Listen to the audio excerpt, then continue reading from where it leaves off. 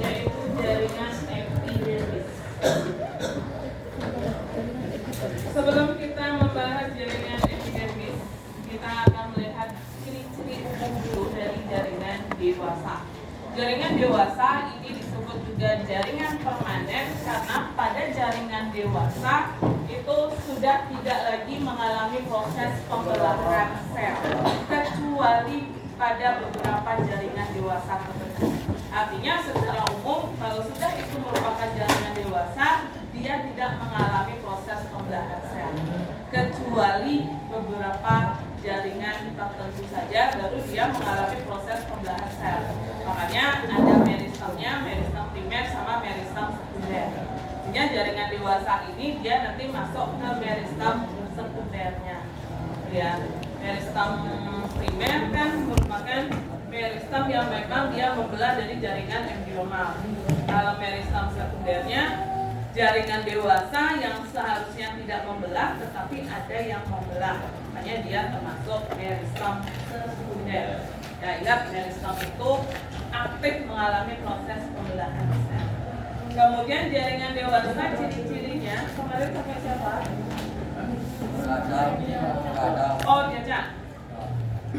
Baik, dia nggak diacak. Yang duluan kayaknya 3 sampai mana? Ya sudah lama sekali. Oh, sampai Aisyah. Mana kan? Tahu Bu.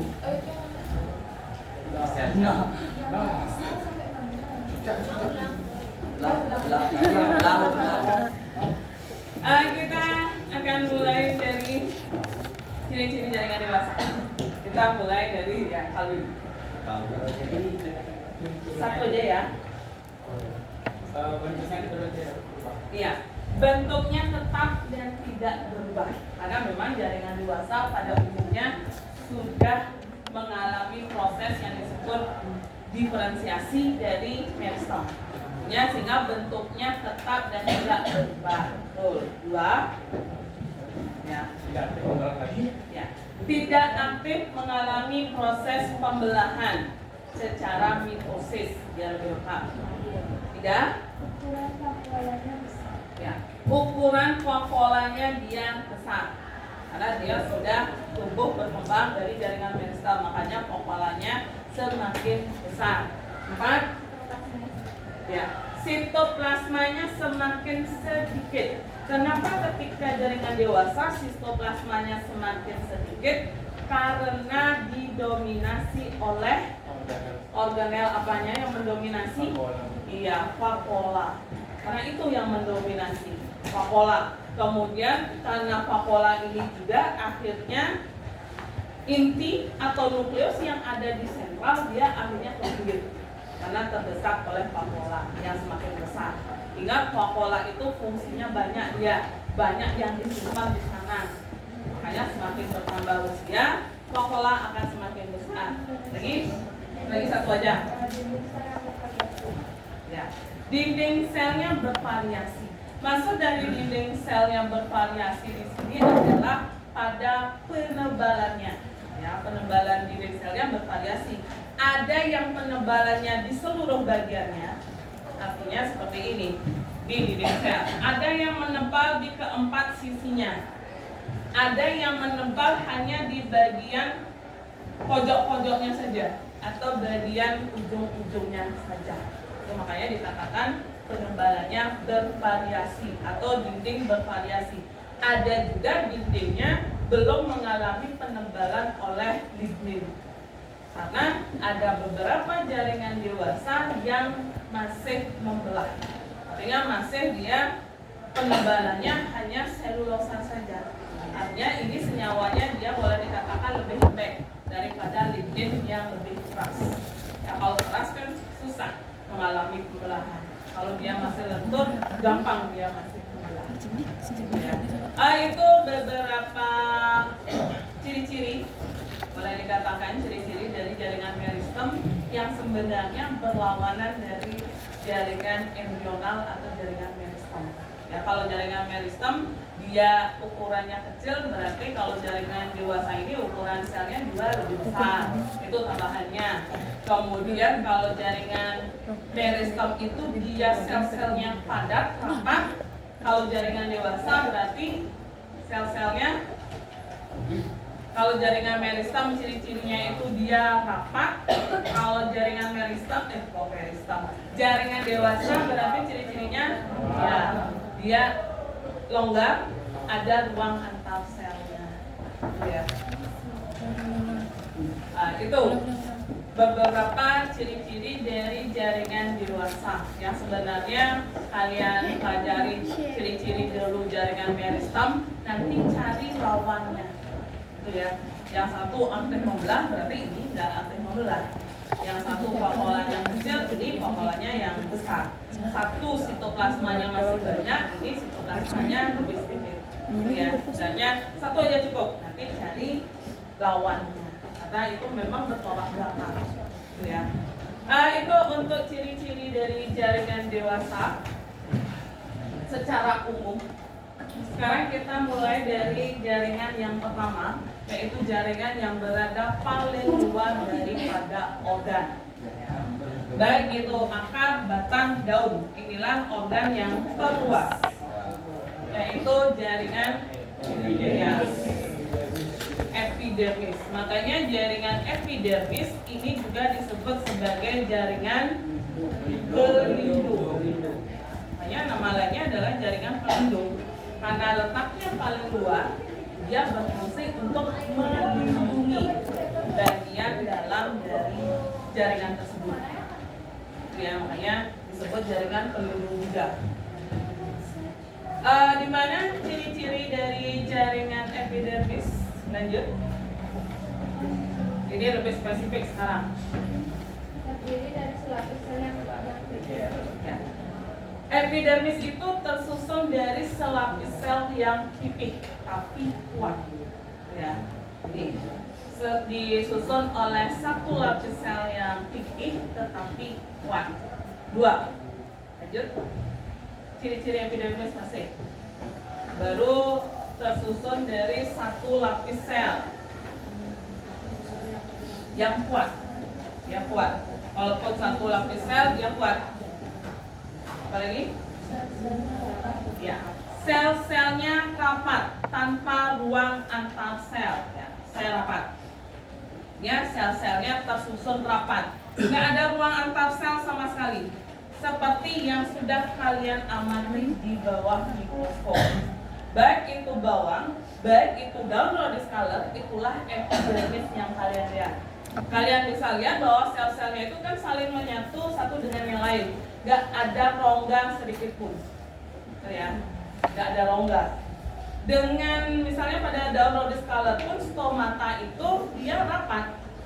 Rongganya itu kan karena dia memang harus ada lubang di stomata itu. Karena lubangnya ini dia bertujuan untuk pertukaran antara O2 sama CO2. Artinya antara sel satu dengan sel yang lainnya itu benar-benar rapat tanpa ruang antar sel. Lagi? Terdiri dari sel-sel hidup, atau dengan kata lain sel-selnya masih mengandung protoplasma. Tuh ingat, sel dikatakan hidup ketika masih ada protoplasmanya. Sel dikatakan mati ketika protoplasma sudah tidak ada lagi. Ingat, protoplasma itu isinya sel, inti sama sitoplasma. Ya. Sel-sel masih hidup karena masih terdapat protoplasma. Lagi satu aja.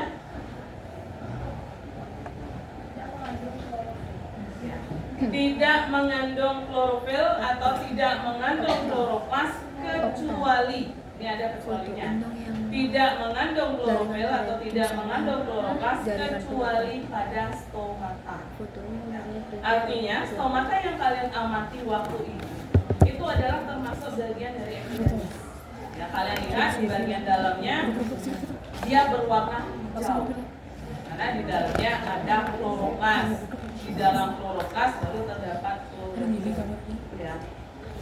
Itu beberapa ciri dari epidermis. epidermis yang ciri utamanya sebenarnya epidermis itu adalah tersusun dari satu lapis sel yang kuat dan juga rapat. Itu ciri utamanya dia. Dia satu lapis sel kuat dan juga rapat tanpa ruang antar sel. Kemudian kita lanjut, selain yang disebutkan oleh temannya, kalau ada tambahan lagi ciri-ciri epidermis mungkin dilihat dari papolanya seperti apa, ukurannya besar atau kecil, itu isi. Kalau papola pada epidermis karena ini di luar, papolanya ukurannya adalah kecil-kecil, ya, papolanya berukuran kecil. Boleh ditambahkan lagi ciri-ciri dari epidermis atau jaringan pelindung tadi. Kemudian ciri lain dari epidermis itu mengalami proses diferensiasi dan spesialisasi. Atau epidermis ini dia mengalami proses perubahan bentuk yang disebut dengan derivat epidermis. Ya.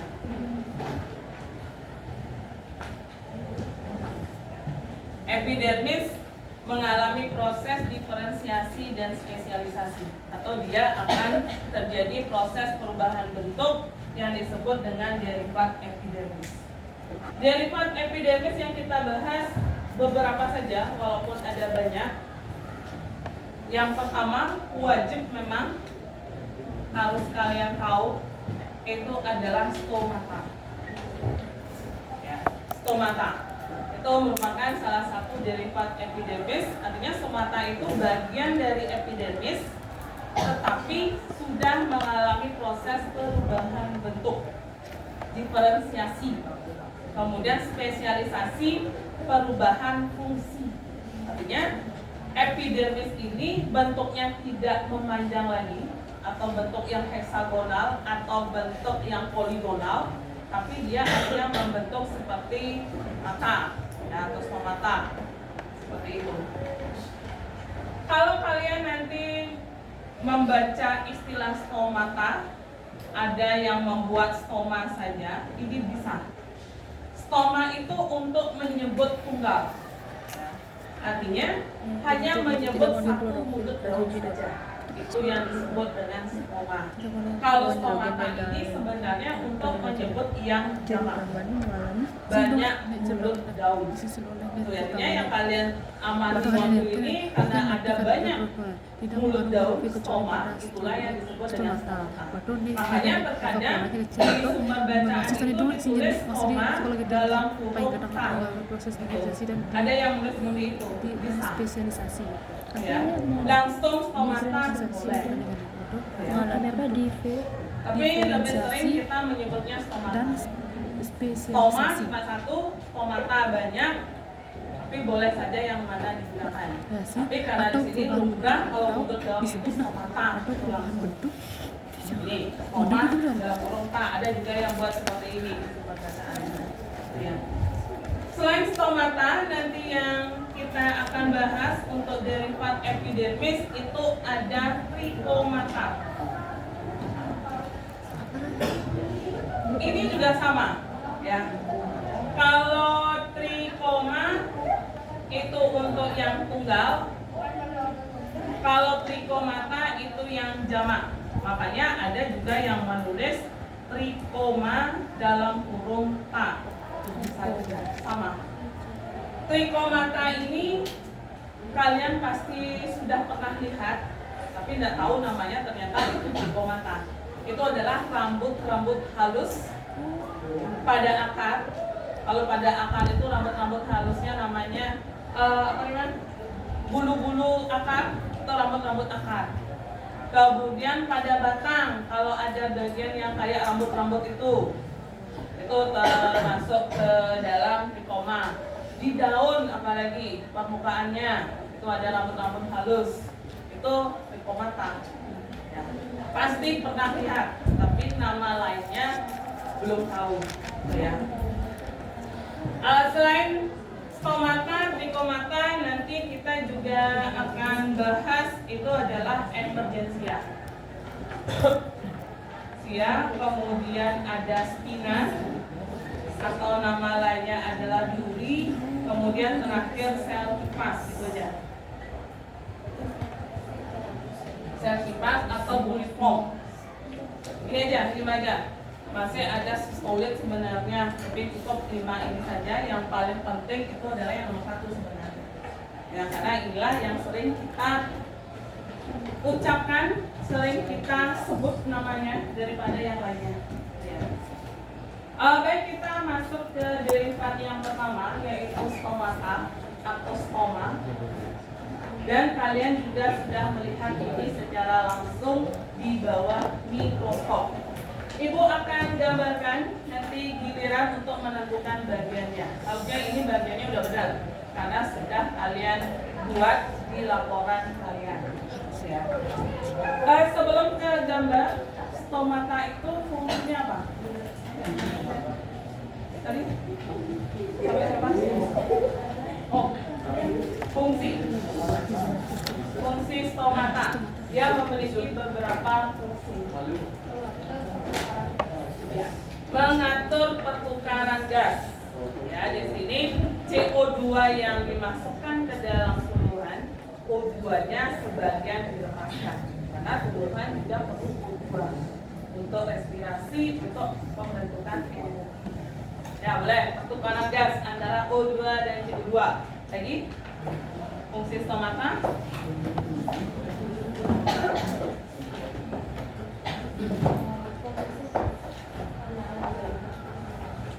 Iya, tempat terjadinya proses fotosintesis bisa. Karena di dalam kloroplas, di dalam stomata terdapat kloroplas. Lagi, satu aja. Jalur transpirasi. Ya, sebagai jalur transpirasi dan juga gutasi. Ada dua istilah pengeluaran air dari tumbuhan, itu ada transpirasi, ada yang namanya gutasi. Ya, jalur transpirasi dan gutasi. Kalau transpirasi itu nama lainnya adalah penguapan. Berarti air yang dikeluarkan dalam bentuk uap atau dalam wujud gas. Ya. Ini kalau transpirasi, air yang dikeluarkan dalam wujud uap atau gas. Kalau gutasi,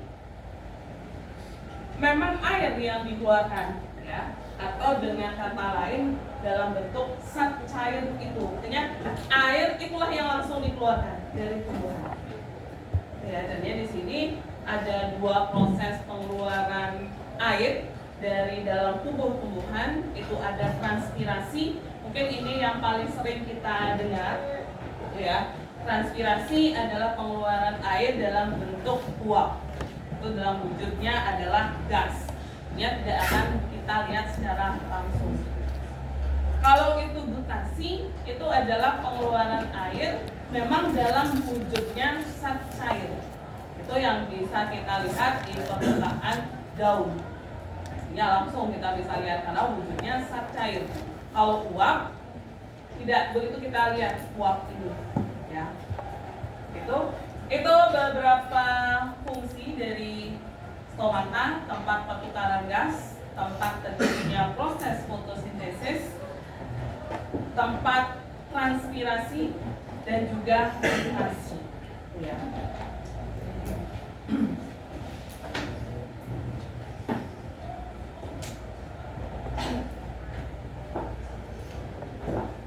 Buat gambarnya, nanti tentukan bagian-bagian.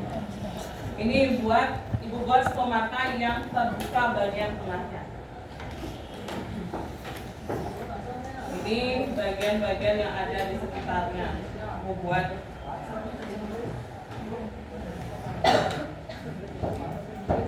Ada nggak di sana? Ini bisa bermain.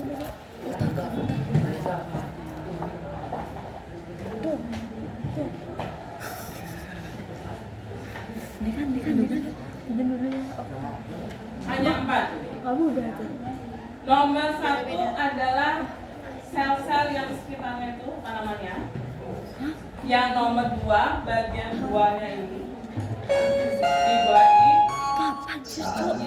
Kemudian yang nomor 3 titik-titiknya ini. Nomor 4 lubangnya ini. Terus yang terbuka yuk. Ya, ini lupa. Ini berarti Berarti satu, terus tahu apa? 2, 3. Oh, nih. Apa? Nih, apa namanya? Epidermis. Epidermis dong.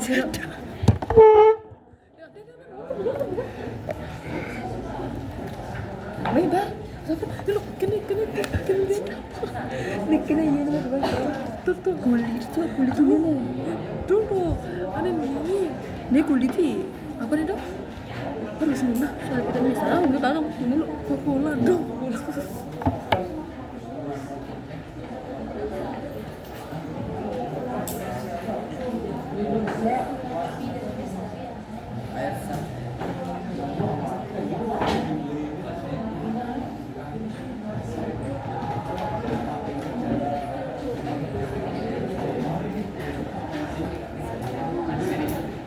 Bis kan tuh ini kan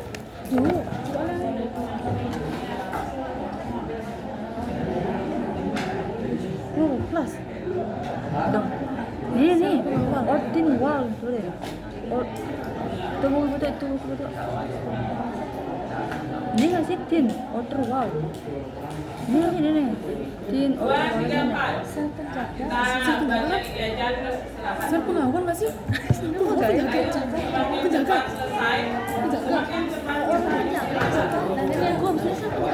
Dari mana dapat penjaga?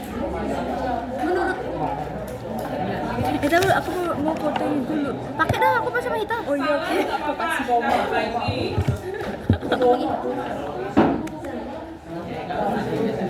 Oh, aja aku tanya itu aku nanti.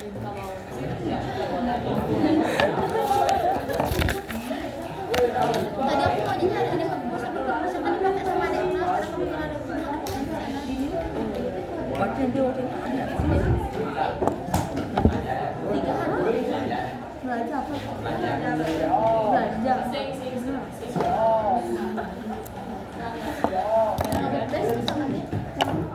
Ini bawa dari.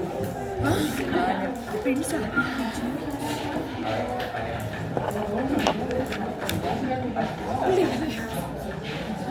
Yang nomor 1 itu memang betul sel epidermis, tetapi ini karena berada di sampingnya dari stomata, maka sel epidermis ini dia punya nama lebih spesifik lagi, yaitu sel pengiring atau sel tetangga.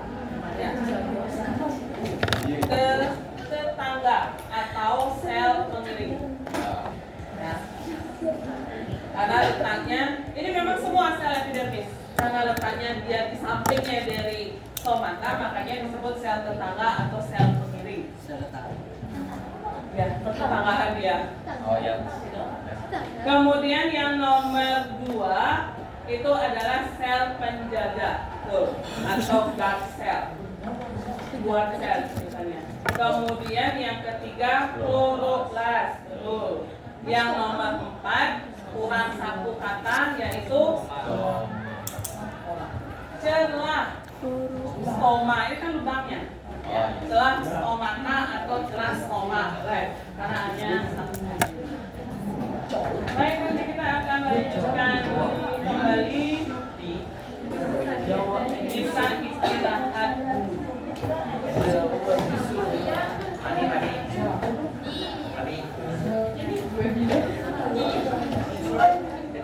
Tika boleh mundur nggak Tika bentar?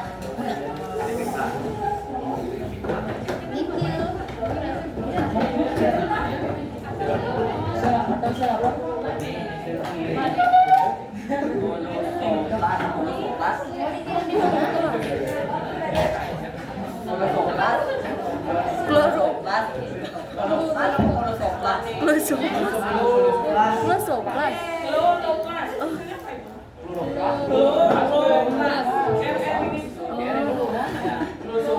Yang tulis sudah konfirmasi. Jangan aja buat tulis kelas.